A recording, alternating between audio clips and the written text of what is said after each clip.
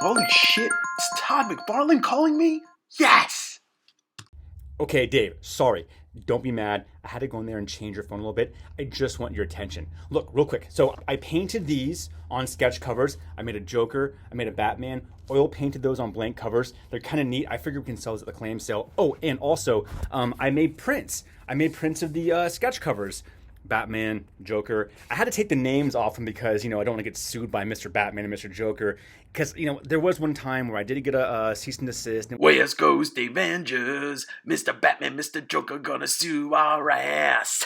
Welcome back to the West Coast Avengers. What's it all about? I don't know. Comics? I'm your host, Dave Wexler. I lost all my hair. Got into a bad shaving accident. So I was in South Carolina and North Carolina for 7 days. I was on a work trip, a visiting trip. I saw my brother for the first time in almost 3 years. But I did have a bunch of time to myself, and you know what that means? Digging for comics. So this episode, I'm just gonna run through the places I went to, kind of talk through my feelings about the comic scene down there, and show you what I got. So this coming week, I will be doing a claim sale with Dave Correia, the second part of the West Coast Davengers. You might remember him from last episode. This episode, we're gonna be doing a live claim sale. Dave's gonna have a print release, and Dave's also going to have a couple of original sketch covers. You got to stay tuned. Follow us on Instagram. Look for the claim sale coming up. Morning from Charleston, South Carolina. I am at an indoor flea market that I've been to once before, about 4 years ago. And it's kind of a ghost town because it's pouring out. But let's see if I can find some comics. My first stop in Charleston was the Coastal Carolina Flea Market in Ladson. I had been there about 4 years ago, and I came away with like a pile of comics. So I went back, and it was a really shitty day out. It was raining, windy. So I walked through, and I went to a video game store that had like toys, and then they had a couple of long boxes. Malibu and Image, baby. Image and Valiant and Malibu and even some Triumphant comics. Was nothing really worth buying except this Spider-Man one-shot. Megalomaniacal Spider-Man by Peter Bagge. Peter Bagge, most known for his work on Fantagraphics book Hate. And this is actually a shout out to the Cartoonist Kayfabe guys. I didn't know that this comic existed, and I read this comic, and it's absolutely hilarious. If you don't know the Cartoonist Kayfabe podcast, you need to watch it on YouTube. It is the pure inspiration for this show. The cover is just fantastic. You can see the gun. It alludes to the fact that Spider-Man's not sleeping. I have never seen this comic in the wild. I found this for $1. I bought it. The next booth I went to, it's kind of one of these things where they do video games and DVDs and toys, and he had a rack of comics. And so I spoke to the guy. He's real nice. He's like, yeah, just come back here and take a look. Finding some comics here. So I pulled out some spawns, some lower number spawns, 35, 37, 47, 41, 59, 58, and 23. A Max number 12. I stopped collecting Max somewhere along the way, not for any reason. Samkeith's one of my favorite artists. Everybody loves Samkeith. If you don't love Samkeith, get out of here. The coolest thing that I found at that last booth, it's a Spanish Spawn and Savage Dragon combo comic. Pretty thick. I mean, it's probably about 45, 46 pages. It's all in Spanish. It features Spawn number 21 and Savage Dragon number 11. It was also $1. So that was the first spot. That was the Coastal Carolina Flea Market. And my next stop was... Check out Gamers Only in Charleston, South Carolina. They got comics. Gamers Only outside of Charleston, and I did get a really nice stack of books there. That store I was at for about an hour to 2 hours. I suggest going there. It was probably my favorite spot of the whole trip.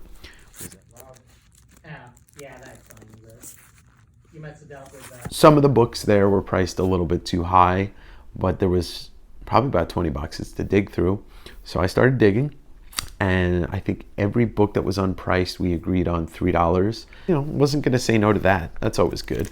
Here's one that I had just gotten recently, and I got again, Aliens number 2, the second Aliens book from Dark Horse.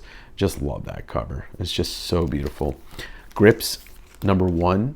So if you remember last week, I'd gotten a run of Faust, and that's Tim Vigil's book. Well, this is Tim Vigil's first book, Grips, that predates Faust, and it's written by Chris Silver and illustrated by Tim Vigil. A couple of Destroyer Ducks, Jack Kirby cover #2, and another Jack Kirby cover #5.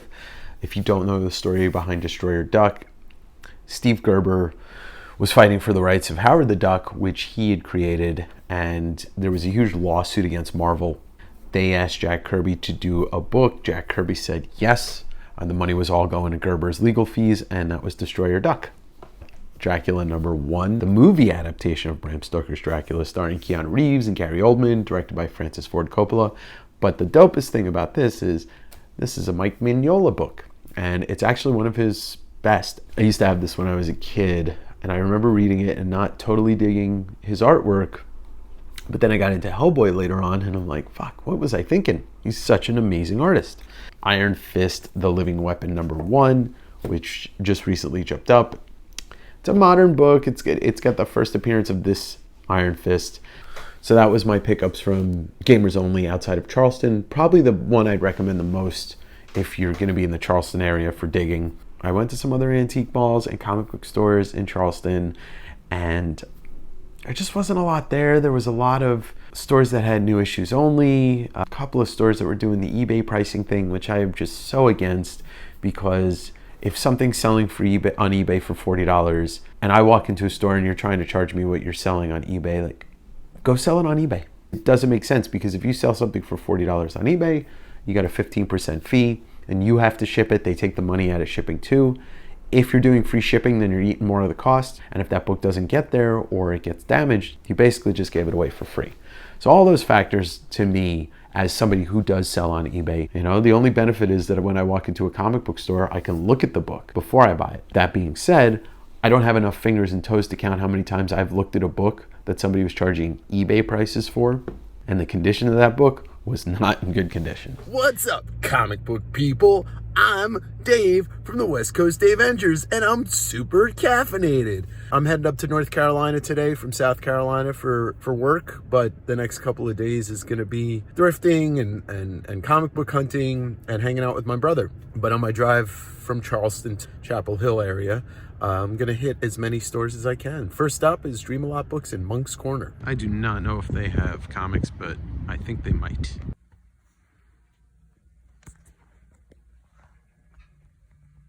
First up at Dream-A-Lot Books, there was just a bunch of bins for dollar books, so I went dollar book hunting. I got a Phantom Force #1, it's Jack Kirby, and Todd McFarlane did some inks in this. Another Youngblood #2, First Prophet. These are pretty cool. I picked up 2 of these. This is Next Men #14. So Next Men, John Byrne book from Dark Horse, most known because it's the first appearance of Hellboy. I didn't know that this #14 has a cameo of Hellboy technically, and it's just like one image of Hellboy in the background. Zot #1, Scott McCloud superhero book, a book that I'm very aware of but I've never read. Scott McCloud, most known for writing the book Understanding Comics. I never pass up a chance to get some comic book magazines. Amazing Heroes #71 from 1985, an Alan Moore interview, so I'm stoked to read that. And Wizard #31, the Dark Horse gatefold cover. When it's $1, I never pass it up. I know the name, I don't know the book. This is Harlan Ellison's Chocolate Alphabet. This is a Bronze Age book, an independent book too, from 1978. Should be a fun read. The Marvel Super Magazine, Return of the Jedi movie adaptation. Well, let's be honest, folks. I got this because it's a Bill Sienkiewicz cover. Bill Sienkiewicz cover. Sankwitz. Bill Sienkiewicz. Bill Sienkiewicz cover. Al Williamson back cover. Boom, you can't beat that. Bill Sienkiewicz. After Dream-A-Lot Books, took a drive over to Collectibles Corner, which is an antique mall. Man, I lucked out. One dealer that had one long box, and I'm like, okay, cool. And it looked like it was part of an older collection, like 5 continuous Iron Man books, and then 5 continuous Quasar books, and then 10 continuous West Coast Avengers books. West Coast Avengers, they're not as cool as the West Coast Avengers. I started flipping. And I found 4 awesome books. Sometimes unbagged and boarded books leads to good finds, and that good find is a New Mutants number 86. New Mutants number 86. Rob Liefeld, Todd McFarlane cover, pretty awesome. The first cameo of Cable. 86 is the issue before Cable's first appearance, number 87. Speaking of Todd, I got another copy of Quasar number 14. This one's probably the best one I've seen condition-wise, so this one's going to be swapped out and go into my personal collection. See Todd by Todd always, every day, all day. Todd McFarlane. And the 2 biggest books that I found, Iron Man number 283 and 282, the first appearance and second appearance of War Machine. Collectibles Corner Antiques, a true treasure trove, because you never know what you're really going to find. So I drove up through North Carolina. I'd heard about a chain of stores that were in the South called Second and Charles, which do movies, music, books, comics, you know, just all that stuff, and it's all used. There was thousands and thousands of comics to dig through, but as I dug through them, like, I could tell that everything kind of been picked over, a lot of modern stuff. So, you know, I kind of lost my patience pretty quickly on digging, but I did find 2 things that was a no-brainer to buy. Electra Lives Again, first printing hardcover, Frank Miller, Lynn Varley, classic. And I have read this, but I want to read it again. Always good to pick up hardcover first printings of classic books. And I got a Hardboiled number 1. Frank Miller, Jeff Darrow, probably one of the most batshit crazy comics ever created with some of the best art ever put to paper. So if you've never read Hardboiled, please do so. Jeff Darrow is a god. Speaking of Jeff Darrow, one of the stores that I went to had the Red Room variant Jeff Darrow, and I'm not huge into buying variants, but when it comes to Red Room, Ed Piskor has gotten some of his friends and some of the best artists to do some great variant covers. And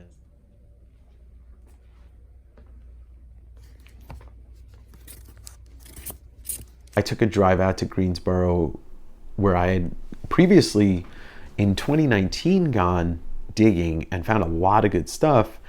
And I went back to Granddaddy's Antiques outside of Greensboro, and I didn't really find anything. I found some boxes to flip through, but once again, it was like anything that was good was overpriced, and all the dollar books were less than desirable.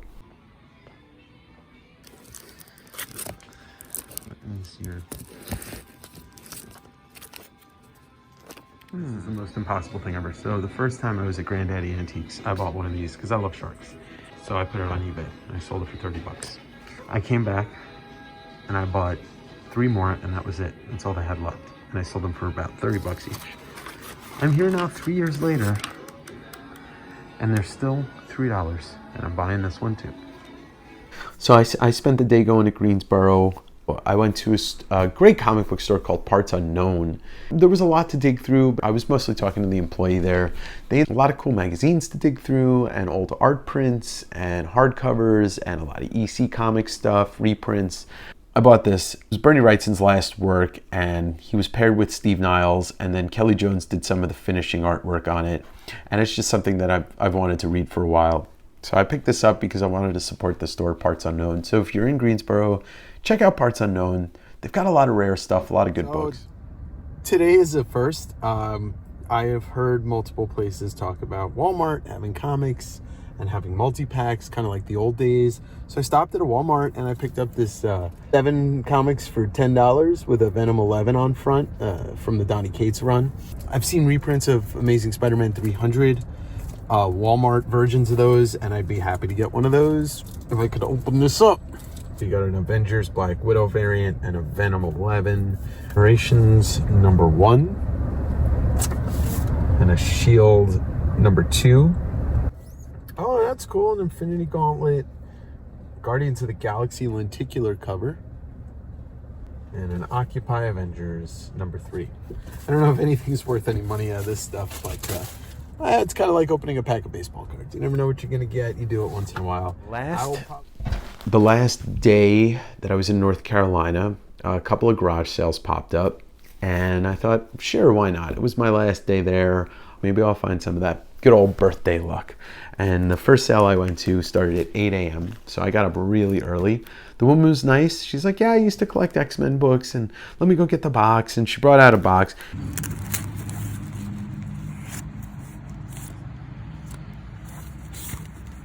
It was just 90s stuff, but it was $1 a book, so I got an X-Men number 3, an Uncanny X-Men number 304 with that fancy little hologram, an Uncanny X-Men number 184, Uncanny number 185, X-Men number 2, classic Jim Lee cover, a What If X-Men wedding album, X-Men Alpha shiny chrome cover, number 1, Joe Madureira, baby. I got a book that I don't remember, but I had to get it because this X-Men Early Years number 1 features a cover by our old friend a Rogue number 1, an Avengers 369 with that shiny foil cover. The second garage sale I went to, which was at 9 o'clock, there was comics advertised, there was Star Wars stuff advertised, toys, all this. It was a very nerd-centric sale in the advertisement. So I got there at about 8:30, and there were 6 people waiting online. We all get into the house, and there's like nothing of what he advertised there. There was no comics, there was no Star Wars stuff. It's kind of a bummer. The cool thing about it was I did get to meet fellow YouTuber NC Picker, North Carolina Picker, who's somebody I only just started watching his videos in the last month or so. He's a really nice dude. His videos are extremely fun to watch, so you should check him out, NC Picker. His name's also David. And so I talked to him for a minute, and then a couple of people overheard me talking about comics, and this gentleman named Rick approached me. He's like, hey, I'm clearing out my family's old properties, and I found a whole bunch of old comics. I'm not really a comic person. He's like, would you be interested in, maybe buying them or looking at them? I'm like, sure. I don't live around here, but, if I could look at them today, that'd be great. If not, you can text me photos. My brother lives here. So we exchanged numbers. About 20 minutes later, he texts me. He's like, hey, man, sends me some photos. It's like, I got all this stuff. And I was like, oh, sure. Yeah, I'll come and take a look at it now. He lived down the road. And it was a whole bunch of Savage Sword of Conan's, which is Conan magazine. A lot of them were subscription copies. You don't see that every day. This is an example of one of them, Savage Sword of Conan number 90. I bought a whole big pile of them. This was also in there, the Savage Sword of Conan Marvel Comics Super Special, because it was a whole big box, so I had my brother mail them back. But I also got another Howard the Duck number 1, one of the best books I got that week, which is pretty cool. Howard the Duck number 1, Steve Gerber, 1970s comic. He also said that he knows that he found another box of older comics. He claims that they're pre-1960. So I told him, I'm like, when you find them, send me some photos. And if I want to buy them, I'll have my brother come and pick them up. It's great to plant seeds with people like this, because if they do find stuff, you're going to be the first person that they call. All in all, it was a fun trip. It was great to see my brother. And going forward, we got a West Coast Davengers full-on trip coming. I'm flying down to Oakland, and me and Dave are going to drive up the coast, going to stores and antique malls and places that we had been to a couple months ago, and then culminating with a live claim sale coming up November 27th weekend. Dave's going to have an exclusive print and some sketch covers. And we're gonna sell you some books. But thank you for joining. Like, follow, subscribe. Check out the link tree below, which will link you to Instagram, which will link you to Dave's website and eBay and Mercari stores. Follow us on Instagram for the claim sales. And once again, keep digging, and we'll see you next week.